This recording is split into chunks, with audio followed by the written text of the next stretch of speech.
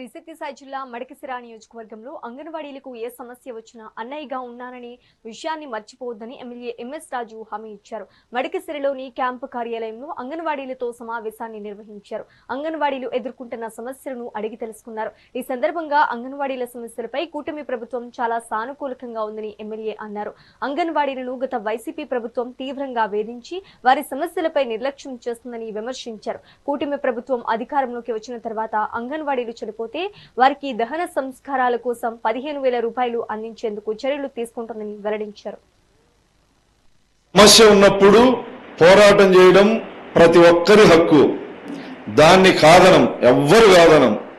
ధర్నా చేయడం కానీ ఎవరైనా ఏ డిపార్ట్మెంట్ అయినా, డిపార్ట్మెంట్లు ప్రభుత్వ ఉద్యోగులు కాకపోయినా ప్రజలైనా హక్కుల కోసం ధర్నాలు చేయడం అనేది వాళ్ళ హక్కు. రాజ్యాంగం మనకు కల్పించిన హక్కు. ప్రజాస్వామ్యంలో అది ప్రతి ఒక్కరి హక్కు. దాన్ని ఎవ్వరూ కాదనం. నేను మీకు విజ్ఞప్తి చేసేదేమంటే, మీరు ధర్నాలు చేయాల్సి వస్తే నాకు చెప్పండి, నేనే టెంట్ వేయిస్తా, నేనే భోజనాలు పెట్టిస్తా. మీరు ఇబ్బందులు పడొద్దండి.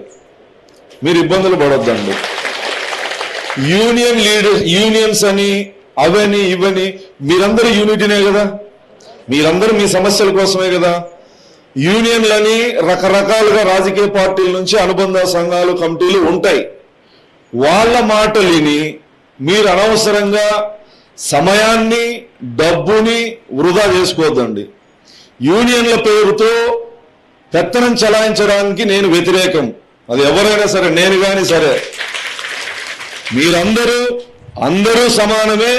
అందరిది ఒకటే జీతం, ఒకటే విధులు. ఇక్కడ ఎవరి పెత్తనం అవసరం లేదు.